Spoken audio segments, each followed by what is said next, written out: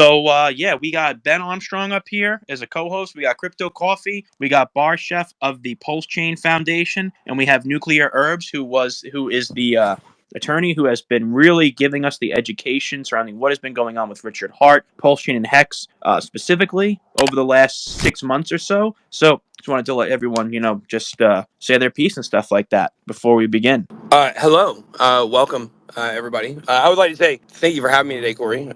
We discussed the space. We had a call last week with several of us, and decided this is probably the best way to kind of introduce, kind of what I'm about and what I'm doing and why I'm interested in Hex and Pulse Chain. And I hope we're going to be able to clear up a lot of misconceptions that people have about me and what my motives are. My motives are pretty simple. I think really I've been thinking about this a lot. And I've said this several times. I really want to hammer this home. The number one thing that this community can expect from me is for me to treat you like you're normal. For me to treat you like this is a normal blockchain. It's just like everything else. CoinMarketCap and CoinGecko are wrong with what they've done by ostracizing Hex, which is true DeFi, and it's embarrassing. And so I, as one of the obvious, mainstream YouTubers in the crypto space, I'm now going to treat you like you're normal. And we're going to cover Hex when it's relevant. Obviously, I'm going to be doing some specific Hex and Pulse Chain content over the next, few months. We do have. My plan is I have a podcast that's going to be coming out. It's going to be called "Teach Me How to Hex." And that is going to kick off after the Pulse Chain Conference. We'll be going to the Pulse Chain Conference March 6th through the 9th in Las Vegas. And my hope is to have a lot of those interviews live in person. And that's how we'll kick off the show. So, you guys are going to see some dedication to this ecosystem, but I'm also dedicated to other ecosystems too. That's not going to change. I'm not going all in on Hex. That's not the way I operate with my investments or my channel. And a lot of you guys probably clearly know that. So I still like Solana. I like things about it. I like it as an investment. Obviously, I like XRP. I like Cardano. But I'm very interested in what Pulse Chain is doing as a blockchain, and super excited to find out more and embrace this community. Yeah, man, I'm really looking forward to it. I know I've spoken to you for almost 2 years now, and we've discussed Hex and Pulse Chain in New York City together. So I know that you've had an interest and and neutral up until now, where it's a positive, neutral standpoint surrounding Hex and Pulse Chain, and why you've decided to basically really show your positivity surrounding Hex and Pulse Chain. So it's awesome, man. I'm glad you're here. I know that it's very important for the Hex and Pulse Chain community to understand that it's a valuable prospect now with as a layer one community, that we all need to be a multi-chain welcoming community, because without that type of notion, we stay stuck in an echo chamber. And I've been saying this for years. I think that's a great point. I think that now with Pulse Chain really becoming relevant, I think that this idea that only being on Hex and only being on Pulse Chain, it isn't congruent with the growing crypto ecosystem, really, and kind of the whole point of a lot of these new chains. Have a lot of these omni chains now, like Zeta Chain is a really cool one that's built to connect to any blockchain. It's very interesting. And so, we are moving towards a place where blockchain is going to be more than just one ecosystem. You can have one favorite ecosystem that you love the most, but that ecosystem being able to connect to other ones, kind of like there's a project on Solana. It's called Neon EVM. And what it is it's a project that connects the liquidity of Ethereum to Solana DeFi. And it's like pretty crazy that you can tap into liquidity from another chain to make money on your own chain. And it's things like that that are beneficial, DeFi tools and instruments that really we all have to work together on. So I do think, I think Corey makes a really good point here, because I think something that the Pulse Chain community and the Hex community should really think about is that you guys now, I feel like, are on the cusp of finally being recognized, not just by me as normal, by everybody as normal. There will always be haters. But this is a moment, I think, for the community where it's like, okay, there are some people outside of the community that are reaching in and embracing you guys. I think it may be time to reach out and say, okay, let's embrace some of these other communities as well. And I'm not talking about Bitcoin or me. I just mean any other chain that seems favorable and wants to work. I know there has been a thing in the Hex community that's, Hex or bust. And the reason why is because you guys are all made to feel like your backs were in a corner all the time. And that's why you guys are like, caged animals a little bit. You know what I mean? You guys are like caged animals because people have been taking shots at you for so long. And I think it's time to relax a little bit on that. I think you guys are about to be well received. I think this banner you guys have been carrying of is for some reason not legitimate crypto community. I think that's going to be done. And that's my mission, is to help you guys get rid of that. We appreciate you having, joining forces with us. And, I think we do have overlapping incentives, at least currently. And, it's good to see big names like yourself kind of, now that you're a free agent, being able to actually say what you want to say. Come over to a blockchain with 20,000 plus daily active users sometimes, and we got to be I'm just going to echo that message to be inclusive and not exclusive, because you do see, I always pick on the Bitcoin maxis, but it's not all Bitcoiners, right? It's a small segment of individuals within certain communities that say we're awesome and everyone else sucks, and that's just not the way to get more users at the end of the day. So I do understand people are skeptical, especially because your previous channel, like maybe your co-founder TJ and stuff, is kind of a hater himself. But I did watch the Hexologist stream that you guys did. It was great to see you guys hanging out in real life and get the real story behind all that stuff. And whether or not people believe it or not, some people are always going to be doubtful or whatever. Some people are going to hate no matter what. But hearing your side of the story, I mean, I personally believe you. We welcome you with open arms, but that's up to the individual to be the judge of character. Well, I appreciate that, and that's definitely true. But what I would say is I think this thing with my business and this lawsuit and all this, I think it's going to be moving pretty soon. We have a very important hearing that is next Friday. So we're hoping, if we are granted what we're requesting in this hearing, basically a third party would come in and manage the business, and that would keep them from stealing all my money. So that's all I want. And then once that happens, then we can kind of relax, because they don't have access to anything, and I might, get everything back pretty quickly, or whatever I want back. So, but I appreciate those kind of words, and yeah, I really did had a great time. I always find, like, one thing I said, I had a meeting earlier with some people about the Pulsechain conference, which I do want everybody to know. Cassie and I are both coming to the conference. And we're both going to be there. We're going to go to every event. I'm super excited. And the thing that I said is I've got a feeling that the Hex conferences are more fun than the other conferences. So I'm really excited to get out there and meet everybody, and hang out with more people. Loved meeting with the Hexologist. He was an awesome dude. We had a great. He just came and met me. We did a little 15, 20-minute interview, and I was hanging out with Cassie and her son, and it was good stuff. So look forward to having a lot more interviews like that. And anybody who's in the Hex community while I'm out there at the Pulsechain conference, if you're there, can't wait to play some Top Golf with you guys and show off this long drive. But if you're gonna be there and you have a channel, or you want me to do a quick interview or whatever, like, I'll be open and accessible to everybody there. So really looking forward to it. Yeah, like, that's something I wanted to highlight about Ben. And again, I'm not trying to be a kid here by any means. When I first met Ben, like, almost back when the FTX happened, he really didn't know me from a hole in the wall when I asked him for an interview.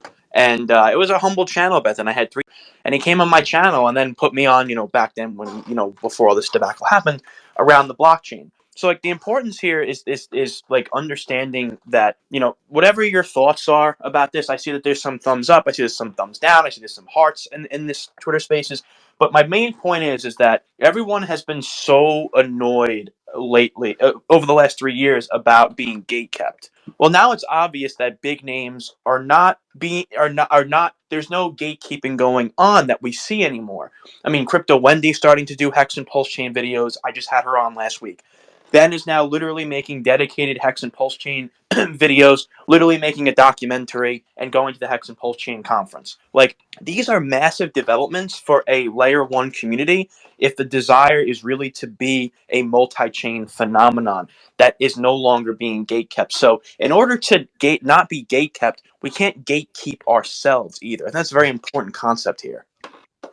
Yeah, and that's just one aspect. The social aspect is one thing. We've got giant names. Ben Armstrong, former million subscriber channel, now has 100K subs in a couple of months. Like, you're gonna get back to that level again.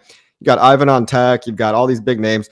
But on top of that, I think the next gates that are going to come down are going to be the centralized exchanges getting listed on those, and eventually the coin geckos, coin market caps are going to be forced to acknowledge us.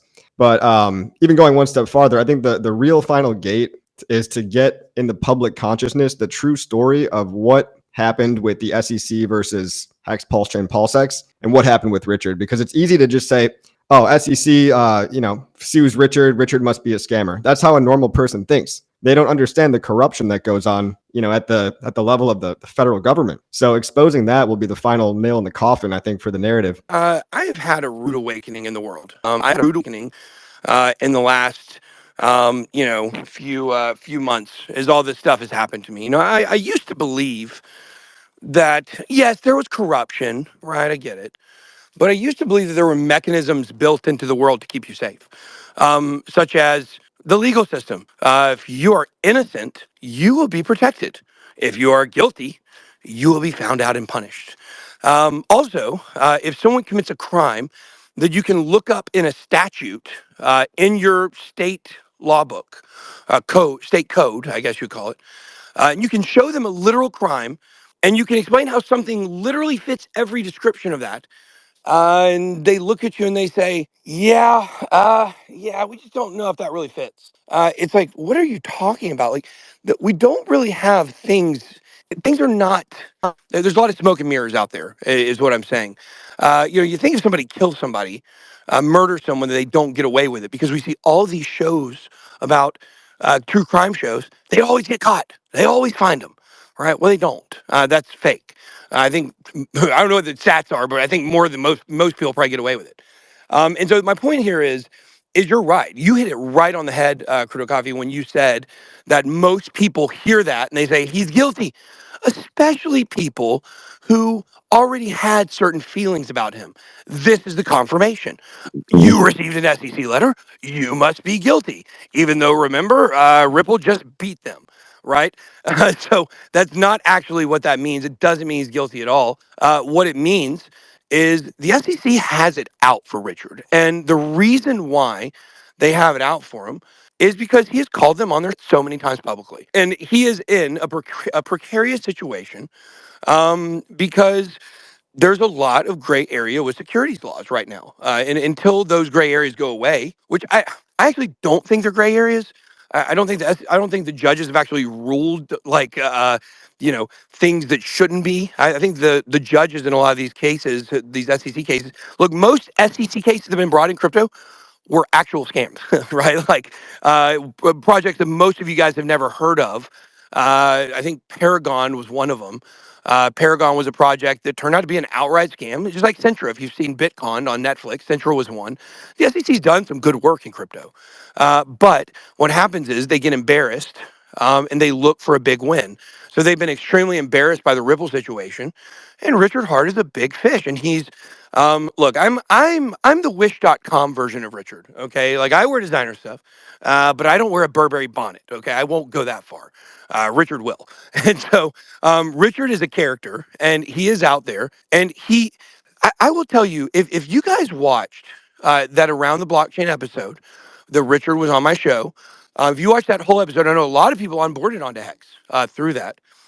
You will see, if you watch the entire episode, not just the clips that I put out the other day, you will see Richard explain things in ways that make so much sense that it frustrates people. It frustrates people to hear the truth of what he says. And if you think that TJ in that interview was getting frustrated, imagine what the SEC thinks of him. That he literally is saying everything is a Ponzi scheme. He literally said on that interview, my favorite thing that I walked away with on that interview, that he said that just it hit me like a ton of bricks. He was basically implying, he was like, look, who cares if one person has all the Ethereum? Who cares? Why would that person sell? If that person sold, the price would go to nothing. And he said, just like Tesla, if Elon Musk sold all of his stock overnight tomorrow, it would tank the price. Isn't that too much responsibility? And I was like, man, that made so much unbelievable sense to me. And it's things like that that he says that are so truthful and they're so honest and they fly right in the face of everything the SEC tries to represent. And plus, he's on the run. He doesn't even live here. One a little personal story about Richard. A lot of you guys know. I was extremely honored. Like, I will be honest with you guys. Like, it's a big deal for me that Richard came to America, and I think I was the only person he saw. I just saw his mom, obviously, and I don't know, maybe he saw some people in the Hex community, but outside the Hex community, he drove to my studio. And I was honored, and we went to the weekend concert. We had a great time. He wore a ridiculous red checkered Burberry outfit. It looked it looked so ridiculous. And he had the goofiest smile on his face the whole time. But he we went to lunch and we rode together in my Lamborghini that was stolen, obviously. But we rode together, and he told me that number one, my Lamborghini was better than his, and number two, he told me that I lost my train of thought. Hold on. What was the other thing that he told me? It was the whole point of the story. He told me that guys, I lost my train of thought. Sorry. Cassie's daughter came home and gave me a hug and it threw me off. So, okay. Let me remember the other thing that he told me at some point. I'll bring it back Yeah, up. cool. I mean, while you're saying that, I just want to be clear too that Richard did go back to the U.S. to visit his parents, right, his loved ones, and then Right. also met up with people like you. I hear he met up with some other people as Yeah. well. So the whole on the run narrative, it's got to be squashed as well. I mean, he's a free Oh, I man. remember what I was gonna say. I got it. Go I ahead. got my train of thought. I asked him. It was just us in the Lamborghini. We were driving to lunch, and I asked him. I said, "Richard, okay, it's just you and me. Where do you live?" Like, I'm curious. Like, I really want to know. I'm dying because I have some suspicions. I think I know where he lives. I would never say it publicly, but I think I know. But he looked at me and he said, "No, I don't tell anybody." And I was like, "Man, that's why the SEC wants him right there. They don't know where he is. They have no idea They where he still is. don't. They haven't He even stays served him in the hidden." proper location, or so we think. Right, And it's right. just They like said he he's hasn't in. lived in the U.S. for 10 years. He Yeah, hasn't been a resident. So the fact that the right. SEC thinks they can Yeah. act with their jurisdiction outside of the USA and like be the policeman of the world, it's disgusting to me. And I'm hoping the truth gets Well, exposed. If the U.S. justice system actually has any interest in exposing the actual truth and the facts, All right, I'm that's kind of back. our last yeah. hope there. Your boy is back. Well, Yeah, spoiler I think alert, when it it comes to doesn't. the SEC, we're talking about their arms. They have very long arms, and I don't know if people really understand how the SEC operates because you look at these countries and you're like, how in the world is the United States coming after Binance when they're decentralized? Like, they're in Singapore, they're in Dubai, they're in Malta, they're everywhere, but they don't have like one headquarters. How does the SEC go after them? They shouldn't have jurisdiction over other countries. How do they get these to operate? Well, Well, I'll it's give you a all quick done answer. I'll give you a quick with answer to that. government. I don't know what do you call the kind of money that we give like Iran randomly? Government handouts. That's what it has to do with. If the government, if the SEC wants to go after a person, let me just break this down. Let's say that Richard was living in Switzerland. For the record, I do not believe that's where he is. Let's say he's in Switzerland, and the United States wants to go after him. They know he's there. They want him extradited so he can face whatever. I don't know if you can extradite on an SEC case, but the point You is, can't. they would go to, and Switzerland may be a bad example, but they go to Switzerland. They go to the government. They say, "Hey, you guys know all that money we give you every year or every month." Just money because we're nice. We're the United States. We give money to everybody for come up with some reason. Ah, if you don't hand us over Richard or give us access to some way to get to him, oh yeah, I forgot to tell you that money's gonna stop. They literally do that. That's literally what they do. That is how the SEC has power over the world. It's ridiculous. They leverage relationships. They leverage. They will even leverage things they know about wrongdoings of like the central banks of countries. Like, they're the evil. When the SEC wants to go after somebody, they're going after him completely. I watched a story the other night on Netflix about this guy that had this big scam, and he got off scot free because he had good lawyers, and then the SEC found another way 5 years later to come after him for something totally different to punish him for the other crime. When they have you in their sights, they don't let go. But that doesn't mean that you can't beat them. Look, Richard's in a situation where he can win. There are some people who can't win.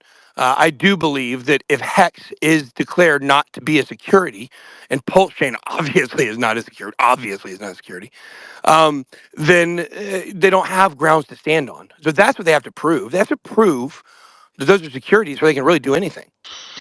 I think we have a legal expert. I think that's true. Yeah, I'll give you a quick answer to something we talked about just a second ago. Was the DOJ and the U.S. DOJ and the SEC take the position that if any transactions are done in U.S. dollars anywhere in the world, they have jurisdiction over it. So that's one of the reasons why they think they can go after everybody. And basically, courts have said yes. So unfair as that is, whatever. That's just kind of reality at this point. So until that changes, that's kind of where it is. Yeah, you're right about the fact that Richard can, you can argue whether or not it's a security, and that's going to be undoubtedly.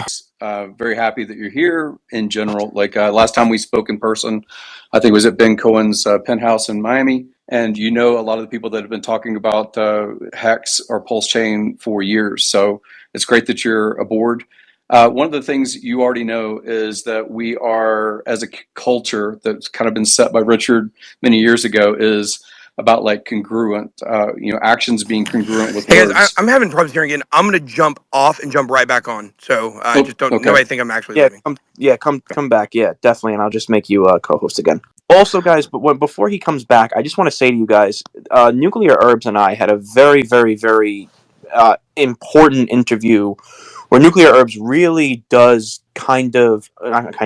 but basically dumbs this case to the extent where it's easy for anybody to understand it, whether you have litigation experience or studied it or not, with Richard, because Nuclear Herbs has that expertise.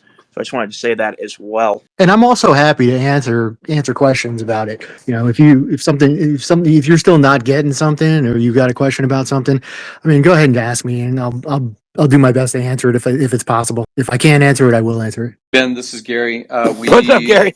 We've talked a bit. Last time was at Ben Cohen's.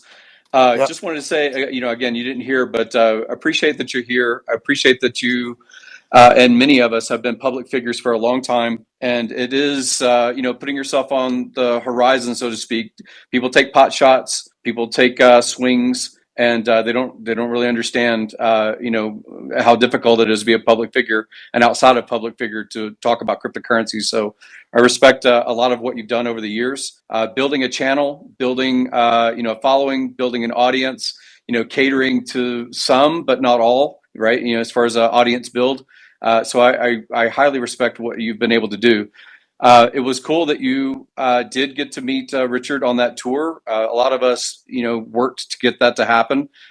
He did come meet you. He met Jordan Belfort. He met Fresh and Fit. I think also Adam Sosnick from Valuetainment. So there's a lot of stuff that we would love to learn from you about networking, about basically how, if it's not Richard himself, the advocates of the principles we believe in, as far as whether Hex is a security or not is a separate question, but the principles of self-custody, the principles of an L1 being able to permit things of transactions on a blockchain, a lot of that stuff, it is why we're here as far as crypto. We want mad gains and things like that. But outside of mad gains, I think that this is a subculture that's very principled. I regret sometimes some of the swipes that people that have a Hex logo, make at you. I don't like that one color paintbrush is hexagon and it's the open arm welcomed, subculture of cryptocurrency. And then the other side that's also very hostile. So I hope you can help us kind of refine that a little bit better on our messaging. But again, I just want to show support that you're here. It's a good thing that you're here. I appreciate that, Gary. I don't still hold that one comment you made on Twitter against me all those years ago. That was a joke. But look, here's the thing. I think that when it comes to getting people in the community and networking and advocacy, it's all about just getting people to understand the message and mobilizing them and organizing them. And I think that that's something that has been done within this community. This is what this is kind of what I want to say here. Okay, I think that the Hex community, because they've been kicked so much, it's almost turned 100% introspective, where like everybody is looking internally at Hex and not looking or Pulsechain, not externally how it connects to other things and where it fits in the larger crypto ecosystem. And I think that that's the transition that we're going through right now, is going to be where Pulsechain is a legitimate layer one project completely, and it needs to be recognized as that, and it definitely doesn't need to be excluded from. Look, I can the coin market cap argument for Hex. They have a much stronger argument against Hex than they do against Pulsechain. It's ridiculous. Like Pulsechain, it should not even be a question of whether it's on CoinMarketCap and CoinGecko. It's stupid. And so I think that having some leaders in the community to start looking now. Look, there are leaders in the community that are already doing this.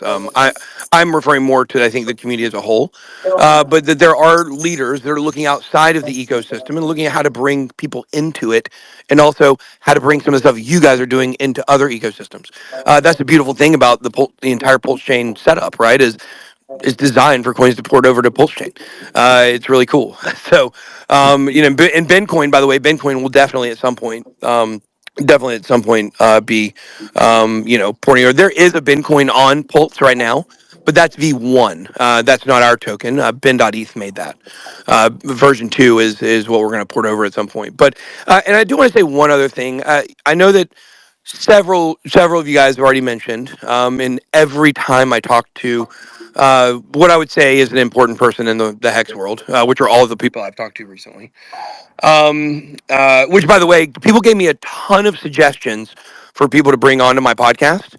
And eventually we'll be bringing people onto the regular show as well. Obviously, when things are exciting. But for the podcast, I followed a bunch of Hex people. Those are mostly all the people that got suggested to me. So if you guys go look at all the Hex people I follow, not every single one of them maybe, but recently, those are all kind of people that are my targets. And this guy, people keep telling me to get this guy Somi on there. That guy's really funny. I'm definitely gonna have that guy on. I think that guy's really cool. So He's great. yeah, I yeah, for a first interview. But yo, Bar Chef, yeah. I gotta leave. What did you want to say? Yeah. Hey guys, what's up? How you doing? I just wanted to echo a lot of the things that Ben and Gary said. Right. I think there's a lot of talent in this community. Right. And from an outsider, traditional outsider looking in, I've been part of the community since sacrificing for Pulsechain and Pulsex. I have quite a significant amount invested in the community. And the question for me was, with my talents and the gaps that I recognize in the ecosystem, how can I contribute, right? Because one, I was tired of seeing my bags going down, and it's not a small amount, it's an amount that hurts when it goes down. And after the announcement with the SEC, I decided to throw my hat in the ring and contribute. And in that way, one of the significant gaps that I recognized was the lack of an organized initiative that is open minded, that takes a very mature approach to handling business on behalf of the community.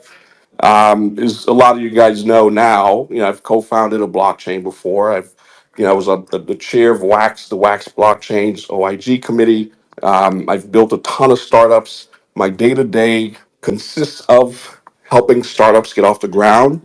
So, launching things is my business. And I recognize that we do need to combat these exchanges, right? We need to combat the rankings. We need to do it professionally, and have a conversation with them that isn't simply tweeting and tagging and effectively shouting publicly. And that is exactly why we decided to start the Pulsechain Foundation. And it's an initiative that some in the community recognize that it exists, but choose to deny it, and that's fine. I understand that it's a fairly controversial sort of. Traditionally, foundations hold a certain amount of weight in ecosystems, and that could be bad, right? So, granted, a certain number or amount of reluctance is expected. But we're here to tell you guys that we're here to build, and we echo a lot of what Ben and Gary said in terms of embracing the outside, the entire ecosystem of crypto, collaborating with other communities, with other projects, and bringing everyone here so that we can all, lift the ties of the boat together. So I got a bail to go host my event that we host weekly here, but I just wanted to drop in that note. And Ben, good to see you again. Always glad to have you. Thank Thank you, you. guys. Yeah, Bar Chef, keep doing Um, what you're doing. appreciate it. Yeah, Thanks thanks for for your the time, shout out, brother. Bar Chef. You've been working hard. Yeah, that's good stuff. That's good work. And I think just real quick, I was getting to a very important point I wanted to make, and then I'll be done. Not done with this, but I mean just done with the statement here. A lot of you guys have said things already to the effect of you don't like what some of the people in the community think of me, what some people in the community have said about me, or shots that they take about me. I just want everybody to feel very comfortable to know that doesn't bother me a lick. Doesn't matter at all. I understand that there will be a proving ground for me here with Hex and Pulse Chain, and I'm comfortable with that. That doesn't bother me at all. There will be some people that even after I prove it, they still want to believe I'm someone I'm not, and so they'll still be mad, and those things happen forever. Guys, there is not a person on social media who cares less about what people say about him in a negative light. That doesn't mean I don't care about my reputation. That means that people say so much stuff that I don't care. It doesn't matter. So like I don't see it. All these shots that people are saying people are taking me, I literally haven't seen one. All that I've seen, maybe I've seen two or three, but all that I've seen almost exclusively is nothing but warm and open and welcomeness from this community, and I love it.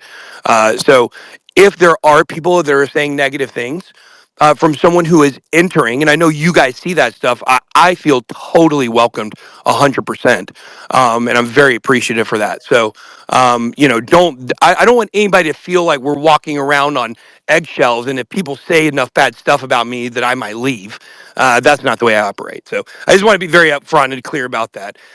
Hopefully the haters turn into lovers down the road. If not, then, that's on them. There you go. I think this is very, very valuable, especially now that this community has been gradually evolving as a layer one community.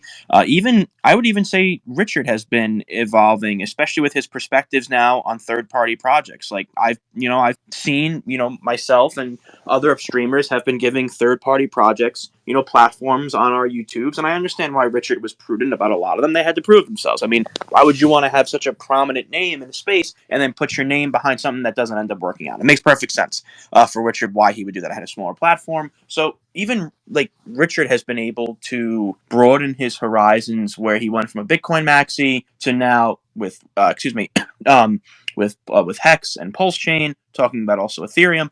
And now he just gave, he talked about liquid loans, he talked about fame, he talked about internet money as of today. I was really glad to see that. That was awesome. So there's kind of a point to be said here. Thank you, brother. So, hey, Ben, thank you so much for doing this and hanging out with us, especially us trolls. I want to bring in a little bit of background on why I guess I am a little bit judgy about this whole movement and all this stuff that's happening. I mean, I've seen some of your moves that you've done since like 2017, 2018, the whole situation with Justin and all that stuff. And, I know that people change, everything changes. There was the whole situation too with SBF and that whole like Fed bit license that some of us, we were trying to warn the community. We saw what happened at the end of 2021 when they were trying to pass all those bills. And, we know that you were trying to pass your own bill in your own situation that was separate.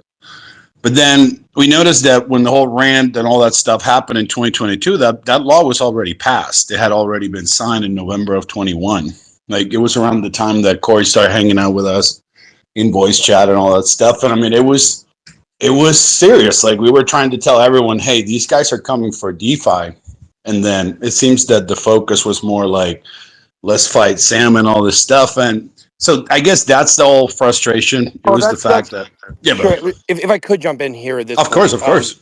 yeah, because what were we talking about with Justin? What Oh, Justin? that like Justin's son back 2018, the whole move when you were like big boy Ben, and then you started like doing your other stuff that you Oh were doing, well, like where I was pro Tron for a brief period. There you go. Yeah, I was. I was pro Tron for a brief period, and I'm actually kind of pro Tron again for a different reason. I think Justin Sun's kind of not really the face of Tron anymore that much, and Tron serves a purpose as it has the #1 most volume for Tether, the I USDT hear you. version. Yeah, so like it has some use, but I mean, I'm I never gonna wish get. I had to mention that because it almost sounds like I'm like No, anti no, this, but anti that. It's just like back then. You yeah, remember it was like either you're either a yeah, Bitcoin yeah, or a yeah. shitcoin. Right. I've had a lot of things with Justin's over the years, so I want to know which one.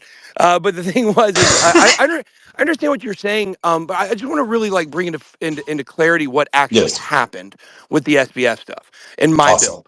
My bill was going to be a digital asset commission. We were going to have 5 people. 2 of them would be from the CFTC, maybe it was 7 people. It was 7. We wanted 4 people from the crypto space.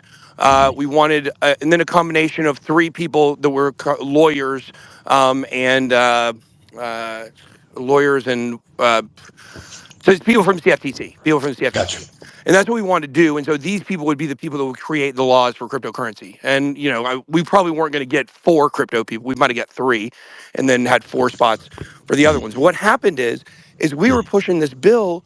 We were pushing this bill for a while, and we were getting good progress. Barbara Boxer and Mick Mulvaney were both on our team for this. We had big people, and we were really moving this thing. And we Yeah, sent it I to remember you yeah. mentioned Voorhees and everything, so that was Right. huge. Well, we sent it to FTX for funding, and that's kind of what started the whole thing. We wanted funding, and they sabotaged us.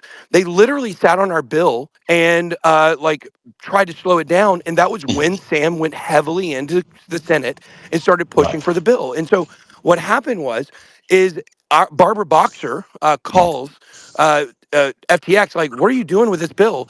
And basically, they said, "Oh, actually, we're doing our own bill. We want to do a federal bit license, and Sheesh. we want you, Barbara Boxer, to come to our team. We want you to leave what the Billboard Crypto is doing, whatever." Makes sense. And so they tried to steal her from us, and so she went to the lobbying company. I'll be honest with you guys, I've never spoken directly to her. I have met with Mick Mulvaney before, but I Nice. have not ever actually met Barbara. I've never spoken to her directly about this, but she called the lobbying company that we were working with and told them exactly what happened, and that was what started my rant against FTX. That's what started the thing with me and Sam because he tried to Gotcha. steal my people, and so it wasn't. It wasn't that there was a shift in my focus for what I wanted to do. Sam sabotaged my whole entire thing.